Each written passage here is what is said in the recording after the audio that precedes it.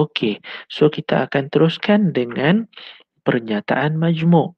Okey, so pernyataan majmuk kalau ikutkan di dalam buku teks ianya berada di muka surat 60. So perkataan majmuk dalam bahasa Melayu, dalam subjek bahasa Melayu pun kamu ada belajar sebenarnya. Okey, so dia adalah penggabungan dua ayat, okey, ataupun lebih. Mungkin menggabungkan dua atau lebih ayat menggunakan dan ataupun atau. Okey, so kalau ikutkan standard pembelajaran dia menentukan nilai kebenaran suatu pernyataan majmuk. Okey, pernyataan majmuk ialah gabungan dua atau lebih. Cikgu dah cakap tadi, pernyataan majmuk ialah gabungan dua atau lebih pernyataan dengan menggunakan perkataan dan ataupun atau. Okey. So, specialnya sikit untuk dan juga atau ni ataupun kita panggil sebagai pernyataan majmuk, kamu kena tahu jadual kebenaran ataupun bahasa Inggerisnya adalah truth table. Okey, so kamu kena hafal lah benda ni. Kalau kamu tanya cikgu, untuk murid-murid cikgu KBSM sebelum ini, silibus yang lama, so cikgu galakkan mereka hafal. Kerana ini tidak dibekalkan di 3 muka surat awal rumus. So kamu kena hafal. So macam mana kamu nak hafal? Ianya mudah. So P dengan Q ni sebenarnya adalah pernyataan. So mana-mana yang hadir dulu tak kisahlah sama ada P ataupun Q. So kalau ikutkan yang kamu nak kena tengok dia menggunakan dan ataupun atau. Okay, so kalau kamu tengok benar-benar, so semuanya benar. So kalau ikutkan palsu-palsu, semuanya palsu. Okay, cuma benar palsu ataupun palsu benar, dia akan menghasilkan outcome ataupun hasil yang sama. Okay, so kalau kamu tengok jadual kebenaran ni, mungkin kamu pening sikit, okey, tapi sebenarnya ianya memudahkan. Okey, kita nak tengok contoh dan kita nak mempelajari cara untuk menggunakan jadual kebenaran. Okey, kita beralih kepada contoh yang ketujuh. Okey, contoh ketujuh kamu di muka surat 62. Okey, tentukan nilai kebenaran pernyataan majmuk yang berikut. Okey, tentukan nilai kebenaran pernyataan majmuk yang berikut.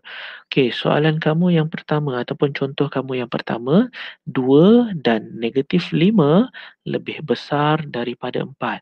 Okey, so kamu boleh nampak dia menggunakan perkataan dan. Okey, so dia menggunakan perkataan dan.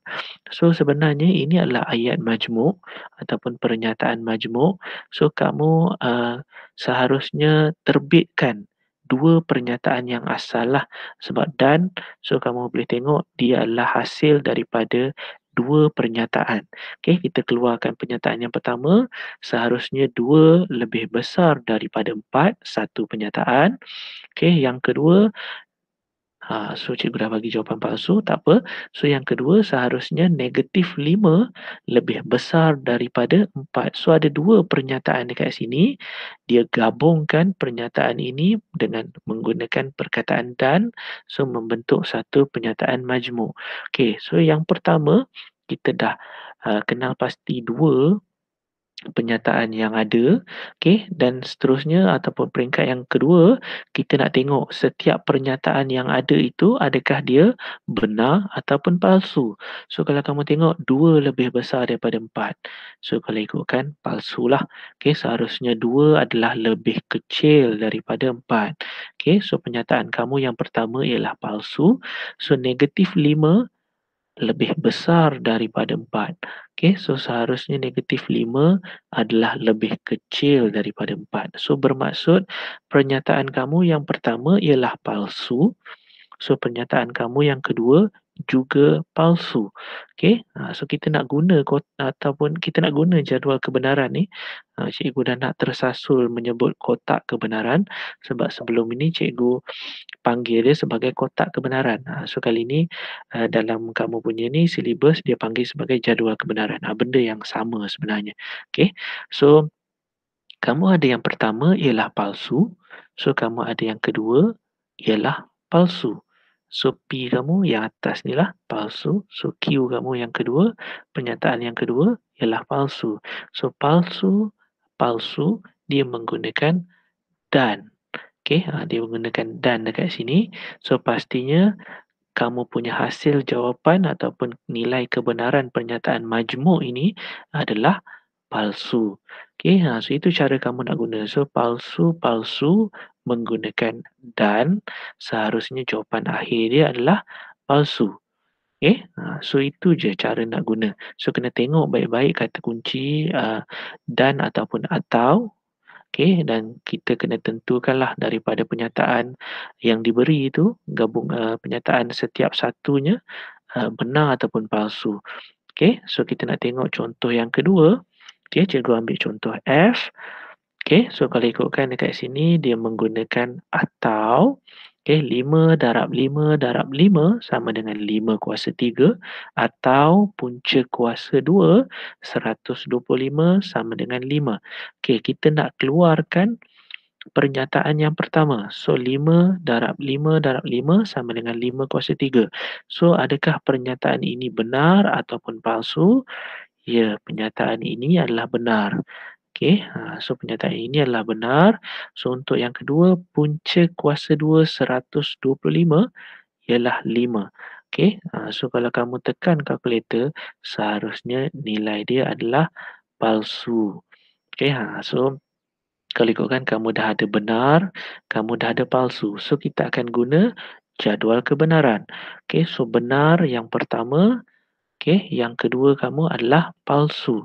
So benar, palsu, penggunaan atau. Dalam soalan kamu ni menggunakan atau. So seharusnya jawapan kamu akan jadi benar. So benar atau palsu. Benar, palsu, penggunaan atau, seharusnya kamu punya pernyataan majmuk tersebut, pernyataan majmuk ini adalah benar. So mudah, cukup mudah. Kamu, kalau kamu tengok dengan baik, jadual kebenaran ni sebenarnya mudah nak diguna pakai. Cuma kamu nak kena hafal lah sikit. So hafal pun tak susah sebenarnya. Cikgu bagi tips. So kalau benar, tak payah hafal. Seharusnya benar-benar, dia punya hasil tetap benar. So palsu, seharusnya hasilnya juga palsu. So cuma untuk benar palsu ataupun palsu benar, dia adalah kedudukan P dan Q sahaja. So dia berubah P dan Q. Tapi dia punya hasil ataupun outcome dia sama. So bila benar palsu ataupun palsu benar, menggunakan dan, dia tetap palsu. Menggunakan atau, dia tetap benar. So kamu hafal lah macam mana cara sekalipun. Terpulang, janji kamu tidak tersalah hafal. Jadi, jangan lupa untuk like sebagai tanda anda memperoleh ilmu daripada tontonan ini. Tinggalkan komen untuk sebarang penambahbaikan dan seterusnya subscribe untuk tidak ketinggalan video-video yang baru. Sehingga kita berjumpa lagi. Assalamualaikum warahmatullahi wabarakatuh.